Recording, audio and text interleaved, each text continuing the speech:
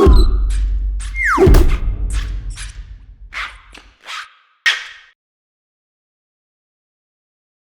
everyone, welcome to another Goody Reader review video. My name is Michael. This is Peter. Today we have the iPad mini with Retina display. Enhanced resolution has been something that everyone's been asking about. It's 2048 by 1536 pixels. It's a 7.9-inch screen. Not much has changed from the first generation mini. It has a dual-core 1.3 gigahertz processor, 1 gig of RAM, different storage options depending on your needs, and it has a front-facing 1.2 megapixel camera and a rear-facing 5 megapixel camera. You can see dual speakers, the lightning connector. Let's take a look at the software. So this is the main interface here for iOS 7 on the Mini with Retina. For the purpose of this review, we're mainly going to focus on the e-reading experience, magazines, newspapers, comic books, ebooks, and as a special bonus, we're going to fire up a Netflix video to see if Netflix could take advantage of the higher resolution and actually check out the audio capabilities as well. So let's take a look at a comic book. We're going to open up Marvel.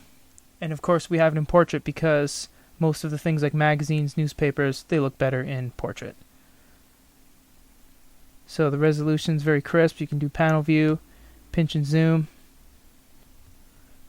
Yeah, I mean, comic books are one of those things that really do take advantage of higher resolution. And if you want to actually see how the same comic stacks up against the first generation iPad mini, stay tuned to our YouTube channel, and we're doing head-to-head comparisons. So you can actually see for yourself if Comics by Comixology actually takes advantage of the Retina display. Let's take a look at an ebook.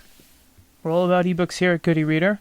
The first thing I'm noticing is that the text looks a lot crisper than the first generation. This almost has double the amount of pixels packed into it, so you're really going to see a big difference when it comes to different fonts and having the text just being more crisp.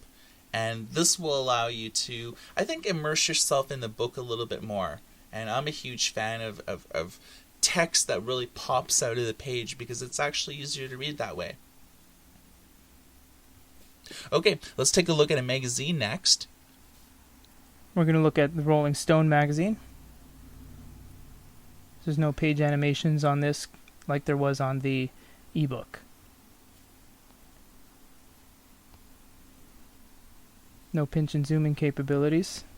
One of the things with magazines, especially with the Rolling Stone, is that there's a lot of content that will direct you to iTunes, so you'll be able to get a sense on if they're talking about a specific artist or a new album that they just came out with. You'll be able to listen to it live within this app, as well as make buying decisions directly through iTunes. The first thing I'm noticing is that the resolution is really making these pictures pop out, and this is encroaching on Retina quality, so you're going to be able to get the same sort of high resolution pictures of artists and things that you see here as you would get on, say, the new iPad Air. Walking Dead. Yeah, it looks really good. Okay, let's check out a newspaper now. We're going to open up our favorite newspaper app, Press Reader. So you can see it's not very readable from the full page view, so you can do some pinching and zooming to find that sweet spot, or you can actually locate all these highlighted titles. You can go ahead and click on that, and it'll actually turn this into a stripped away version of the article itself. Now still, I find that the text is rather small, so we could easily increase this. Changes live for the most part. You have a couple thumbnails here, but pretty much they've stripped away all the ads, pretty much everything, because this is the newspaper as you would see it from the newsstand, so you're actually getting ads, movie advertisements, everything on the actual newspaper. So this strips away everything. You just read the articles this way. And you can go back to page view by clicking the bottom left. Yeah, so this is a great app, and Press Reader does have literally thousands of newspapers and a ton of different languages, and it does have audio capabilities as well. So if you don't feel like reading the paper, you can actually listen to the paper. I think it's time to run a series of audio tests, so let's check that out. Let's do it.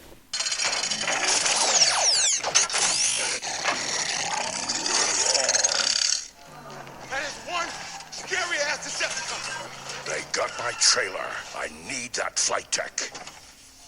Shockwave can't hunt all of us at once. Wreckers, we need a diversion. Let's get some! You got that right. Listen, we're gonna circle... So I would probably say that the resolution on the video actually looks better on the Retina display model of the iPad mini versus the first generation. So it looks better. The audio, not much of an upgrade. I would probably say that the audio is a very solid experience, thankfully due to the two speakers on the bottom of the unit. All in all, I really like this model. It's pocket friendly, it's easily portable. You can either get the Wi-Fi model or you can get one with data, so you can actually use it on the go.